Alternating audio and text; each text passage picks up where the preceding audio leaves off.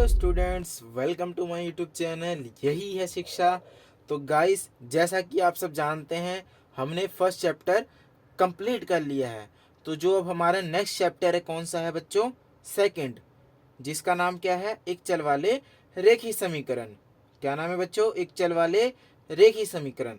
तो सबसे पहले आज हम उसकी इंट्रोडक्शन करेंगे। तो सबसे पहले हमें ना एक चल वाले समीकरण समझना पड़ेगा, तब जाकर के हमें एक चल वाले रेखीय समीकरण समझ में आएंगे। तो आज हम करते हैं सबसे पहले टॉपिक जो हमारा क्या है, इक्वेशन इन वन वेरिएबल।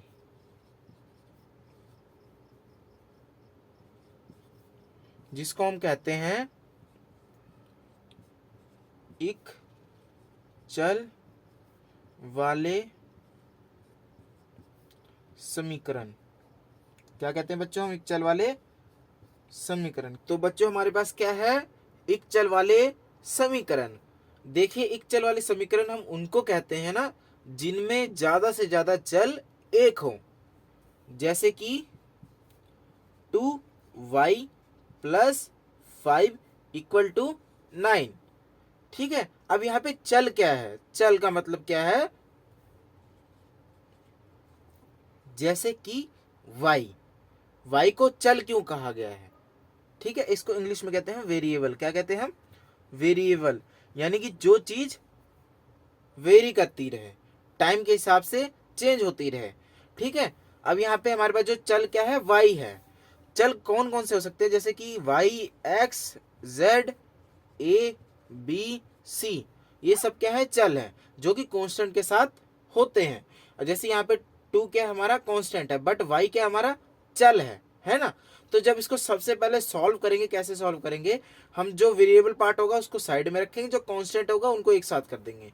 कैसे? जैसे कि 2y, अब जो यहाँ पे प्लस का 5 है उसको क्या करेंगे? उधर भेज देंगे ना, उधर भेज देंगे, एक साथ कर देंगे कांस्टेंट को। जैसे कि अब यहाँ पे कर रहे हैं हम 2y इक्वल टू 9 माइनस 5, है ना। अब देखो यहाँ पे प्लस का 5 है, अगर कोई चीज प्लस है होती है एक जगह और इक्वल उस तरफ जाती है तो बच्चों क्या हो जाती है? माइनस। उसी तरफ प्लस का 5 है, उधर जाकर के क्या हो गया? माइनस। ठीक है। अब हम इसको आगे सॉल्व करते हैं। अब यहाँ पे देखो 2y किसके इक्वल आ गया बच्चों? 4k, है ना। अब देखो 2y, 2 और y को थोड़ा एक्सपेंड करते हैं, 2 इंटू वाई होता है। अगर कोई चीज इस तरफ गुना हो रही है इक्वल के, वो वहां जाकर के क्या हो जाएगी? भाग। क्या हो जाएगी? भाग। ध्यान रखना। तो जो y हमारा चल है उसको एक तरफ करते हैं, जो कांस्टेंट है जो कि 2 है उसको उधर भेज देते हैं, तो 4 अपॉन 2 हो जाएगा, है ना। अब इसको हम काटते हैं, 1 टू द 2, 2 टू द 4। तो देखो y की वैल्यू कितनी आ गई हमारे पास? 2 आ गई। क्या आ गई? 2 आ गई। ठीक है। तो इन्हें ही कहते हैं हम एक चल वाले समीकरण, जिसमें ज्यादा से ज्यादा चल कितने हो? एक हो, है ना। अब इसकी एक और एग्जांपल मैं लिख करके दिखा देता हूं यहाँ पे।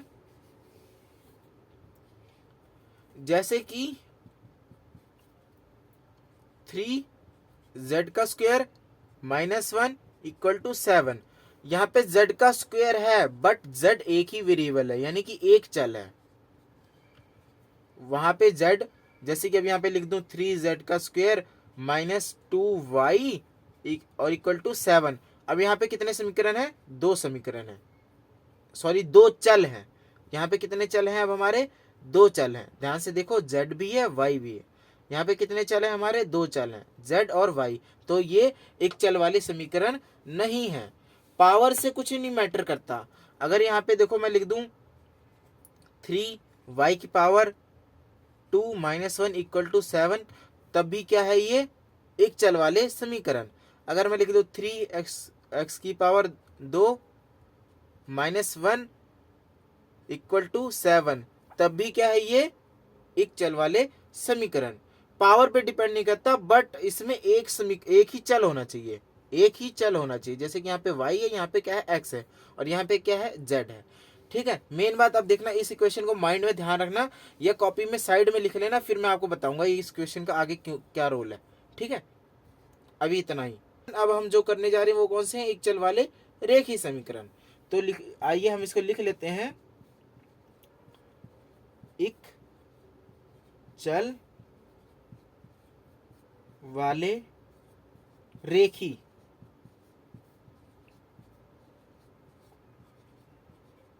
समीकरण, इनको कहते हैं हम linear equation in one variable.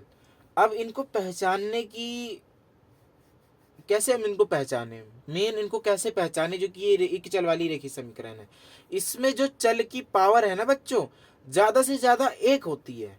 चल की पावर यानी जो x है ना, उसकी पावर एक होनी चाहिए। अगर x की पावर 2 होगी तो ये एक चल वाली रेखीय समीकरण नहीं है। अगर x की पावर 3 होगी तो ये एक चल वाली रेखीय समीकरण नहीं है। या y की पावर 2 होगी तो एक चल वाली रेखीय समीकरण नहीं है। या z की पावर 2 होगी तो एक चल वाली रेखीय समीकरण नहीं है। 2 और 2 से ज्यादा होगी तो एक चल वाली रेखीय समीकरण नहीं है। बट अगर x की पावर 1 है तो एक चल वाली रेखीय समीकरण है।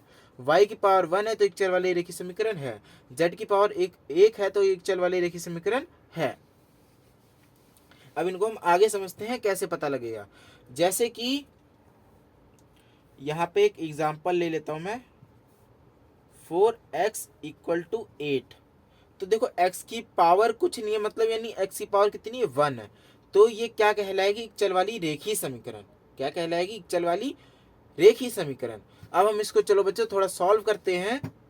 कैसे सॉल्व करेंगे, इसमें सबसे पहले हम लिखेंगे left hand side equal to 4x, okay, comma डालेंगे, right hand side equal to 8, इतना लिख लिया। अब हम लिखेंगे जद x equal to 1 no left hand side which परन ते। ठीक है, अब हम इसको कैसे पुट करेंगे, 4x लिखा हुआ है ना, यानी कि 4 इंटू एक्स की जगह हम क्या पुट कर देंगे, 1 पुट कर देंगे। 1 किसके इक्वल हो जाएगा, 4 के इक्वल हो जाएगा। आप देखिए यहाँ पे लेफ्ट हैंड साइड किसके इक्वल आ गई, 4 के इक्वल आ गई, है ना। तो इसका मतलब जो लेफ्ट हैंड साइड है not equal to right hand side है, क्योंकि राइट हैंड साइड क्या हमारे पास 8 है ना।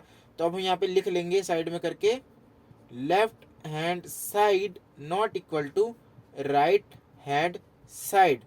ठीक है, तो इसको हम लिख देंगे यहाँ पे x इक्वल टू 1 दित्ती, देयरफॉर दित्ती समीकरण दा हल नहीं है। ओके, अब इसी क्वेश्चन को माइंड में ध्यान रखना। अब हमने x इक्वल टू 1 किया था, अब हम x इक्वल टू 2 करेंगे। ठीक है, कैसे करेंगे, अब मैं लिखता हूं। लेफ्ट हैंड साइड क्या है, 4x, और राइट हैंड साइड क्या है, 8 है। ओके, तो हम करेंगे जद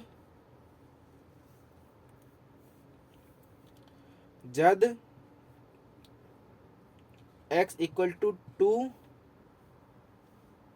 नो लेफ्ट हैंड साइड विच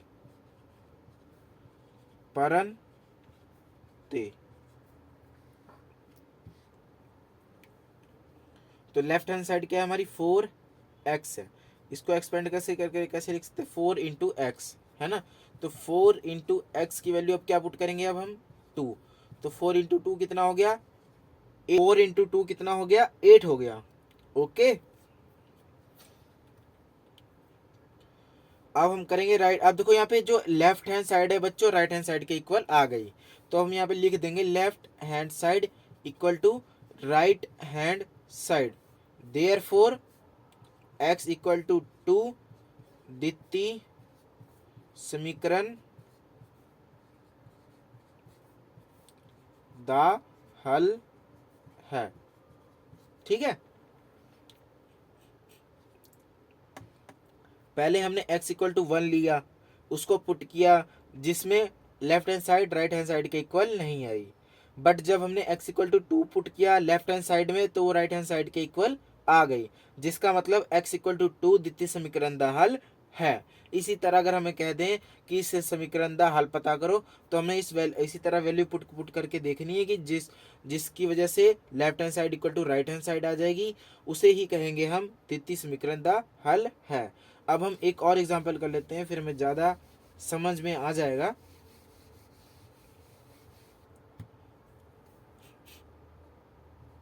एग्जाम्पल सेकंड है हमारे पास बच्चों, क्या है, जैसे कि यहाँ पे ले लूँ मैं 4x इक्वल टू 20। अब मैं इसको थोड़ा अंदाज़ा लगा लेता हूँ यहाँ पे क्या भरने से 20 आ जाएगा। जैसे कि अब यहाँ पे लिख देता हूँ left hand side equal to 4x और right hand side equal to 20। ठीक है, अब मैं दिमाग में अंदाजा लगा लिया कि अगर मैं यहाँ पे 5 भर दूँ तो 4 इंटू 5 कितना हो जाएगा 20, है ना, आ गया आंसर 20 20 हो जाएगा। तो यानी कि left hand side equal to right hand side हो जाएगा। अब यहाँ पे लिख देता हूँ जद x equal to 5 no left hand side which परंते क्या होगा 4x।